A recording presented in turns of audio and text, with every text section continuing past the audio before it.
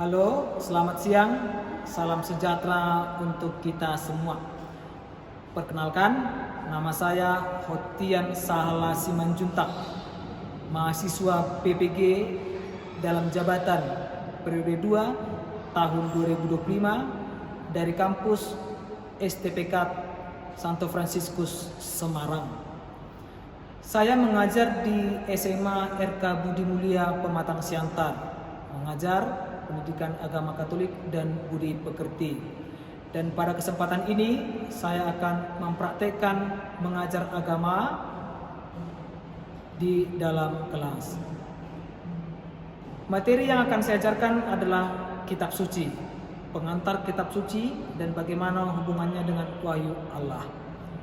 Saya meyakini masih banyak kekurangan atau kelemahan dalam video ataupun dalam cara mengajar saya.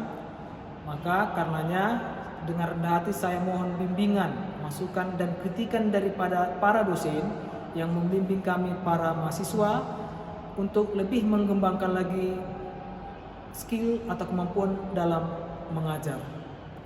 Akhir kata saya ucapkan terima kasih. Salam, Tuhan memberkati. Selamat siang. Siang, Pak. Siap semua? Siap, Pak. Baik.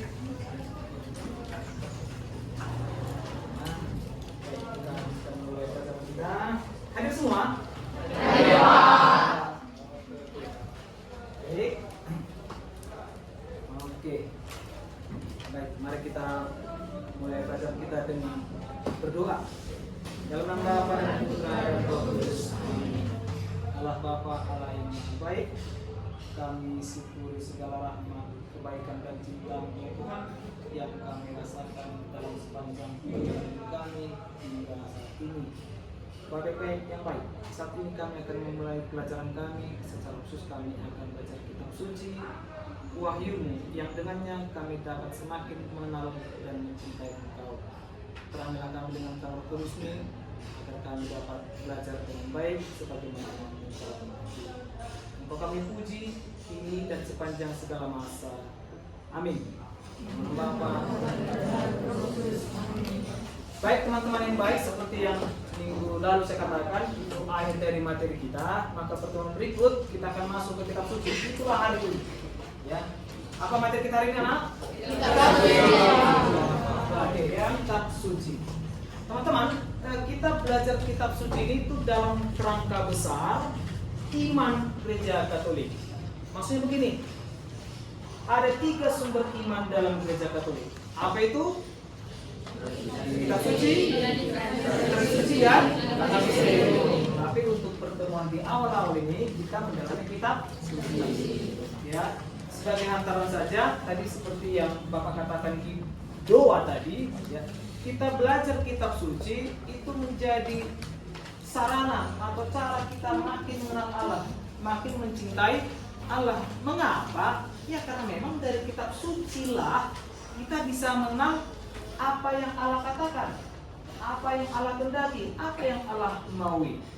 Maka itulah caranya, itulah tujuannya. Maka kita akan menjalani kitab suci. Masing-masing bawa kitab suci kan? Kitab suci, tradisi dan magisterium, ya, itu harus kita pahami dalam kerangka luas sebagai wahyu. Kalau Bapak tanya sekarang, apa itu wahyu? Wahyu. Apa itu wahyu? Apa itu wahyu? Silakan yang bertanya, silakan. Apa itu wahyu? Oke, Abraham. Perkataan Allah. Hampir bagus. Ayo, apa wahyu? Apa itu wahyu? Pernyataan diri. Oh, Pernyataan diri Allah. pernyataan diri Allah. Oke, bagus, hampir. Apa wahyu? Oke, di sana. Pernyataan diri Allah. Apa ya? Pernyataan Iya, jadi wahyu adalah pernyataan diri Allah. Artinya apa? Allah menyatakan diri. Ya, Allah membuat dirinya dikenali. Allah membuat dirinya dekat dengan kita. Allah dalam wahyunya atau melalui wahyunya dia berfirman, berkata-kata. bersabda. Paham? Oke, sekali lagi, wahyu adalah menyatakan diri. Tapi gini teman-teman, hati-hati ya. Wahyu Allah menyatakan diri, jangan jadi disalahpahami ya. Kan gini, logikanya kan gini. Allah menyatakan diri dengan wahyunya berarti sebelumnya Allah nggak nyata, bahaya. Hati, logikanya kan berarti itu. Allah menyatakan diri berarti sebelumnya Allah nggak nyata lupa. Nah, sama sekali tidak ya. Allah menyatakan dirinya itu artinya apa? Allah makin membuat dirinya makin dikenal. Artinya apa? Allah sudah mengenalkan dirinya, tapi apakah manusia berhasil mengenal Allah? Nah, di situ poin-poin. Jelas sekarang? Oke ya, silakan bikin catatannya kitab suci.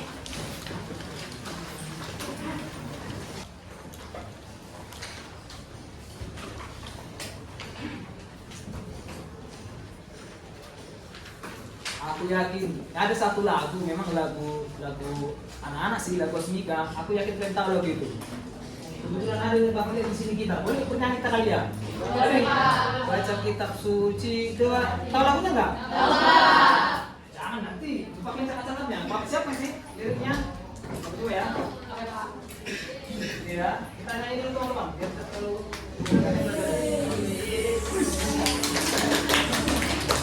Jaga satu amat dengan kita. Baca gitu. Terlalu rendah. Kalau mau tumbuh, baca kitab suci itu aja paling kalau mau. Bisa ya? Bisa. Oke, baik. Nyanyi semangat lah dong ya kan gitu ya. Baik.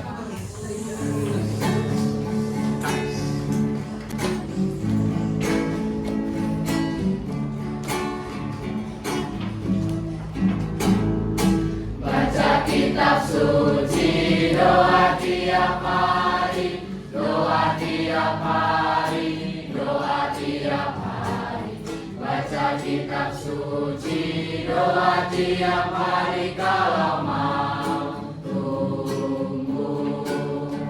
Kalau mau tumbuh, kalau mau tumbuh, glory haleluya. Baca kitab suci, doa tiap hari kalau mau tumbuh.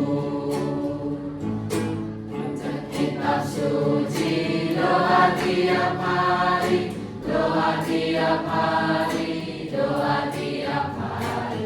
Baca kitab suci, doa tiap hari kalau mau tumbuh.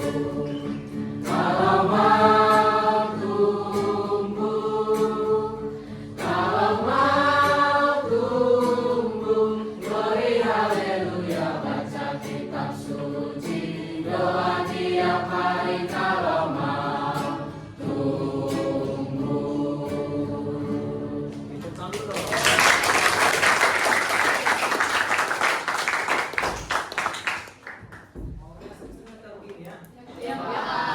Baik, kitab suci ya.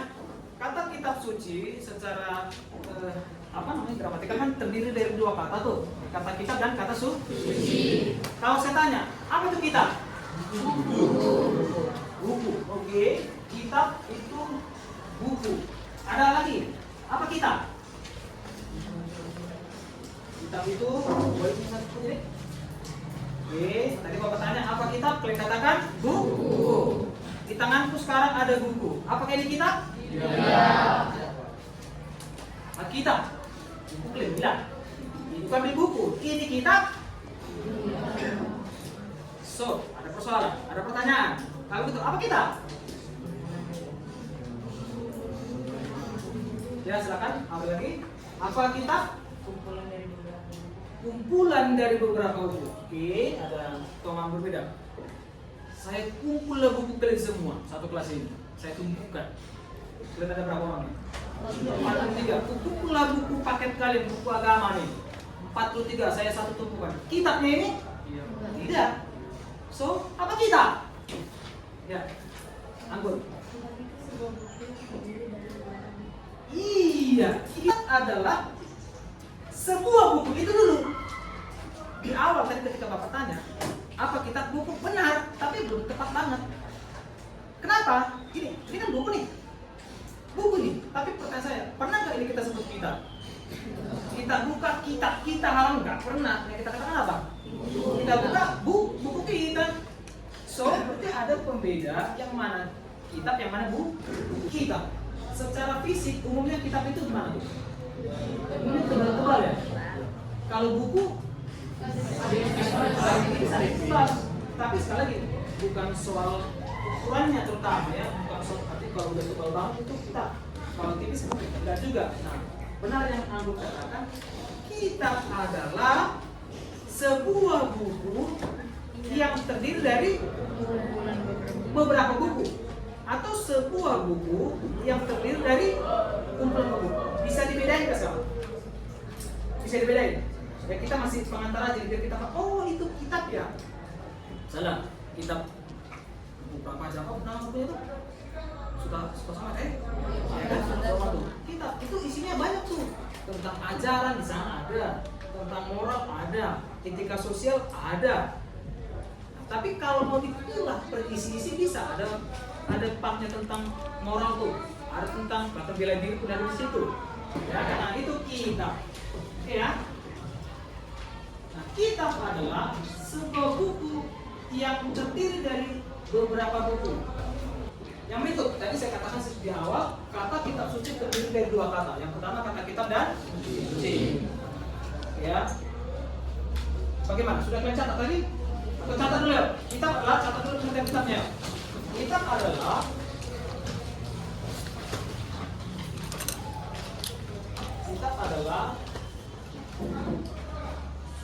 sebuah buku yang terdiri dari beberapa buku. Nah, kata kedua kata suci. Oke. Apa suci? Kudus, biar buat apa lagi? Aku boleh, apa lagi? Mulia boleh, bagus. Bersih boleh. Murni. Sakral.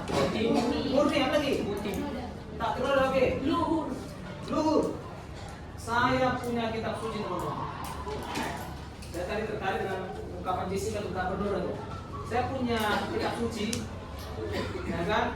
Kalau kita tengok secara fisik, itu nauzubillah bentuknya, banyak coretan segala macam. Kebetulan anakku lagi-lagi nomor 2 kan, anakku 2 berusia 3 tahun.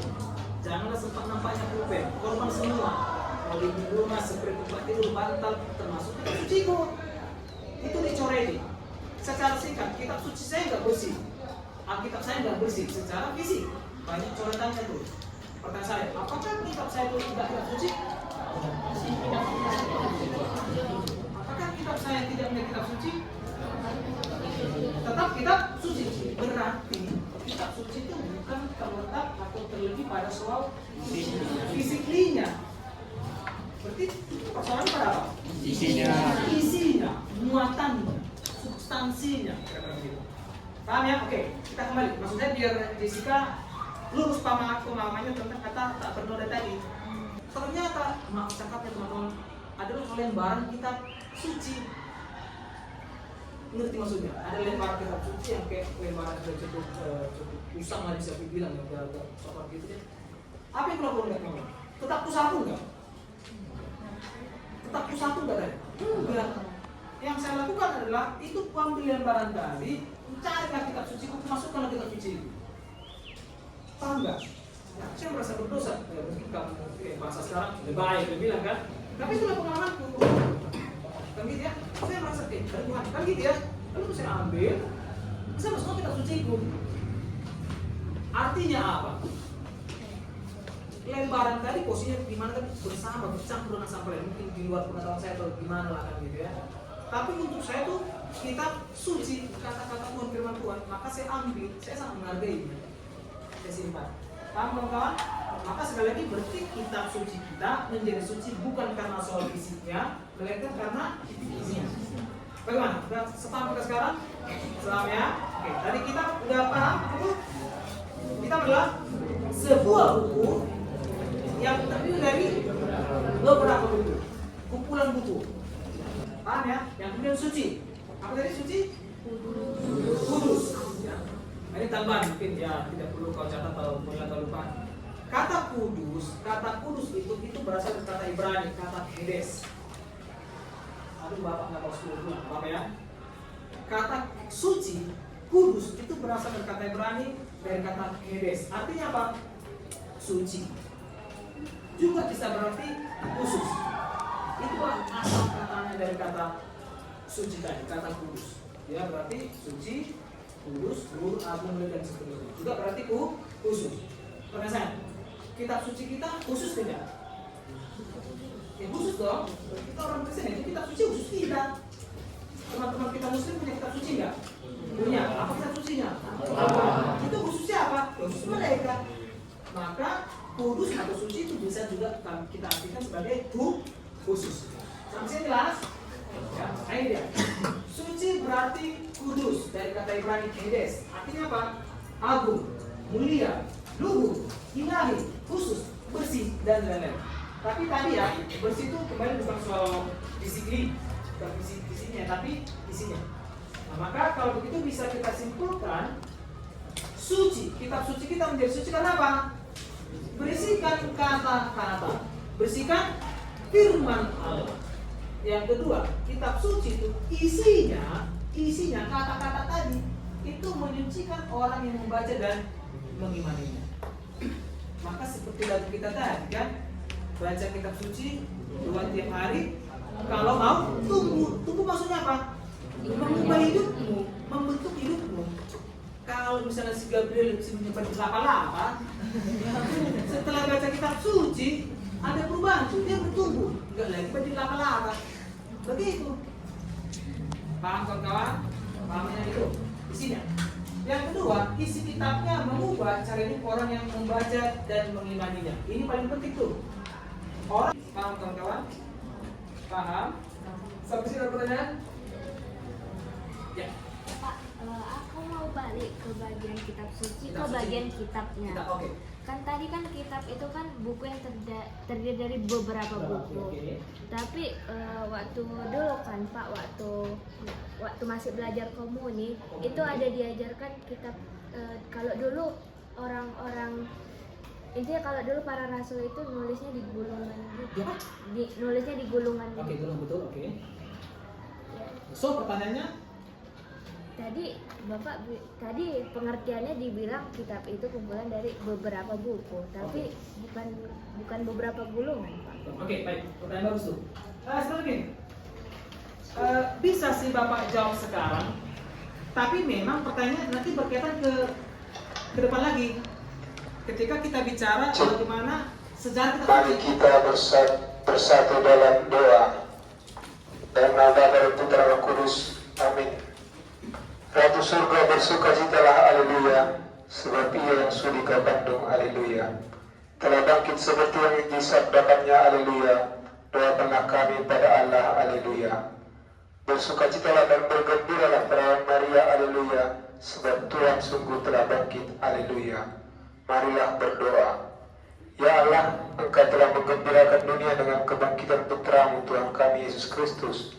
Kami mohon, perkenankanlah kami bersukacita dalam kehidupan kekal bersama bundanya perawan Maria demi Kristus pengantara kami. Amin. Dalam nama Bapa dan Roh Kudus. Amin. Baik, tapi nggak apa-apa, sebagai pertanyaan kita jawab ya. Itu benar banget tuh. Tapi sekali lagi memang akan kita bahas lagi. Takut saya nanti saya jawab pengulangan lagi. Begini, benar banget tuh. Dulu awalnya kitab suci itu memang jangan bayangkan langsung begini teman-teman. Jangan langsung bayangkan begini dulu sejak awal atau sejarah bagaimana sih jadinya asal terbentuk kitab suci kita. Jangan bayangkan langsung begini. Nah, benar atau tepat yang dikatakan dulu kitab suci itu atau kata-kata suci itu dituliskan dalam bentuk apa? Gulungan. Ada yang tahu apa istilah gulungannya itu? Bukan namanya, istilahnya. Oh, bagus bahannya tuh. Orang yang tahu dia bagus tuh. No, sebutannya. Ada yang tahu? Oke, bagus. Mungkin boleh tanya kan jadi tanpa pengetahuan setelah kamu jelasin. Nah, jadi gulungan dulu kata-kata suci itu atau perjanjian lama ataupun nanti perjanjian baru. Nah, gulungannya itu ya benar dari bahan papirus tadi itu disebut perkamen. Ya, boleh dicatat nanti mana kalau muncul di ujian ya kan? Itu namanya perkamen.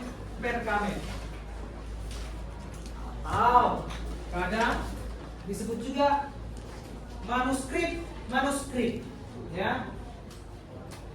Boleh catat ya. Perkamen, dan memang bentuknya memang dia apa? Gulungan-gulungan. Sekali lagi jangan langsung bayangkan bentuk kitab seperti ada di tangan kita sekarang. Itu tentu dalam proses. Bapak spill sedikit, kitab suci Perjanjian Lama terjadi atau terbentuk dalam ratusan tahun. Perjanjian Baru kurang lebih 200 tahunan. Artinya 2 abad prosesnya. Karena secara keseluruhan kitab suci kita Alkitab itu terjadi maksudnya terbentuk atau dituliskan dalam kurang lebih 1100 tahun. Kitab suci itu ya sumber iman kita, itu acuan utama iman kita. You baca kitab suci, you makin beriman. Karena itu logika dasarnya aja. Kenapa kitab suci itu kata-kata Tuhan? Kitab suci itu firman Tuhan. Kitab suci itu apa? Wahyu Allah. Artinya Allah menyatakan dirinya, Allah mewahyukan dirinya dalam dan melalui kitab suci. Setelah kita tahu pengertian kitab suci, ya tentu yang kita bahaskan kitab suci orang Kristen lah ya kan, kitab suci orang Kristen. Ya, kita akan coba lihat beberapa sebutan untuk kitab suci. Ini judulnya bintang-bintang aja buat atau apalah. Ya. Beberapa sebutan untuk kitab suci orang Kristen. Apa tanyalah dulu. Sejauh pengetahuan kamu, ada beberapa sebutan atau kitab suci kita itu disebut atau namakan dengan apa aja? Bible apa lagi? Alkitab apa lagi? Bible itu bahasa Inggris. Ya. Apa lagi? Apa? Biblos? No. Apa lagi? Alkitab oke. Bible apa lagi? Kitab Perjanjian. Bagus. Kita akan lihat satu persatu. Nah, jadi teman-teman, ada beberapa sebutan untuk kitab suci kita. Yang pertama, Alkitab. Oke, ya kan? Ada. Saya bisa pastikan, pasti kitab suci yang ada tangan itu diberi judul Alkitab. BTW, pernah nggak sih kau tanya, kenapa sih kitab suci kami dinamakan Alkitab? Pernah banget. Kenapa dinamakan Alkitab? Ya, nah inilah yang mau kita lihat. Kenapa kitab suci kita dinamakan Alkitab? Nah, teman-teman, kata Alkitab kalau ini kita urai sebenarnya terdiri dari 2 kata. Yang pertama dari kata Al dan kata kitab. Bapak langsungkan aja ya biar cepat ya. Kata Al itu imbuhan, awal. Saya lupa apa istilah dalam bahasa Indonesia. Pokoknya awal. Al itu dari kata Arab al, makanya kan ada kata Allahu. Kemudian ada imbuhan awalan El Sadai, kan? El Timore, Elsa, bercanda itu nggak ada yang hubungannya. Yang pasti al, ya kan? Al. Kenapa? Kata al itu berarti Allah, Allahu Akbar, Allahku Maha Besar. Kan? Alamat kita kira-kira. Al artinya Allah Maha Agung, mulia dan lain-lain. Kemudian kata kitab yang tadi, kitab adalah sebuah buku yang terdiri dari beberapa buku. Maka dari kedua kata ini bisa kita kombinasikan, dapatlah sebuah pengertian. Alkitab adalah sebuah buku yang terdiri dari beberapa buku yang bersifat suci. Kata suci bisa kita ganti-ganti lagi ya, sesuai dengan kata Al tadi. Jadi Alkitab adalah sebuah buku yang terdiri dari beberapa buku yang bersifat maha, boleh. Yang bersifat mulia, boleh. Yang bersifat luhur dan seterusnya. Jelas? Itulah sebabnya kenapa kitab suci kita namakan Alkitab. Karena kitab kita itu, Alkitab kita ini adalah buku yang agung, buku yang luhur, buku yang mulia. Ya, slide-nya promise kan gitu ya. Kitab Perjanjian, gitu ya. Oke, ulang ya. Oke, kitab Perjanjian ya.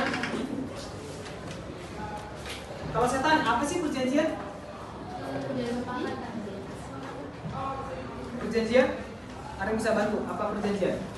Yes, mana? Kesepakatan antara dua pihak atau lebih.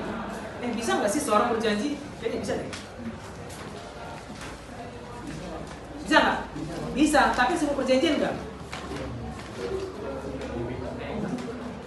Margi nggak?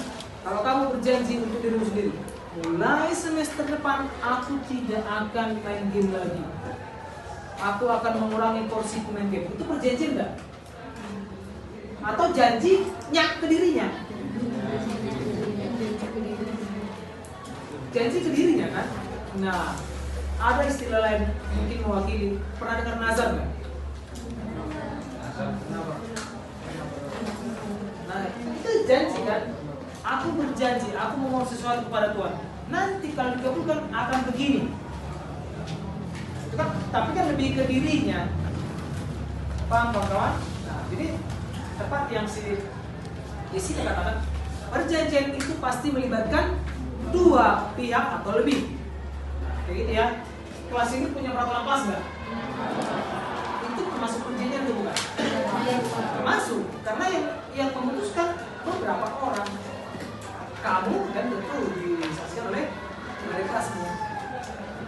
Paham ya? Rika ya? Baik. Berikut kitab suci kita biasa juga disebut kitab perjanjian. Ini Bapak jelasin dulu ya. Perjanjian adalah suatu persetujuan tertulis atau lisan yang dibuat oleh dua pihak atau lebih, di mana masing-masing bersepakat untuk menaati apa yang tertulis dalam perjanjian tadi. Mirip-mirip peraturan kelas enggak? Kan kalian sepakati denda begini tuh, ini denda itu. Kalau ada orang bertindak tidak sesuai, ya sanksi dong. Baik ya. Nah teman-teman, kitab suci kita disebut juga kitab perjanjian. Makanya ada perjanjian lama, makanya ada perjanjian baru. Karena memang yang buatannya ada perjanjian di situ, gitu ya. Kitab suci disebut perjanjian karena kitab suci memuat apa tuh? Janji antara Allah dengan manusia.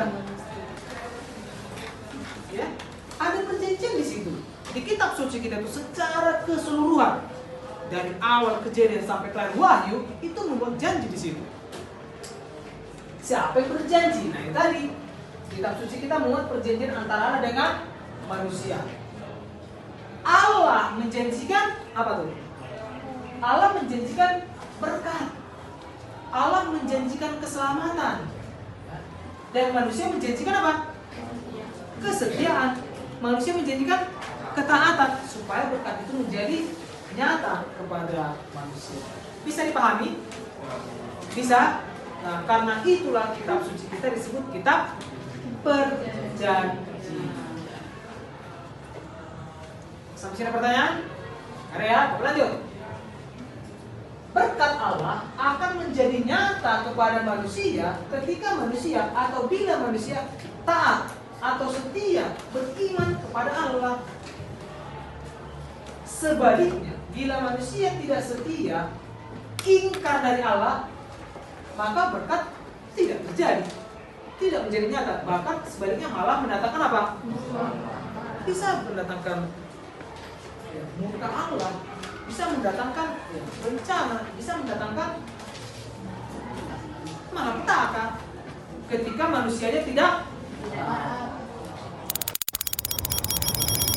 If this world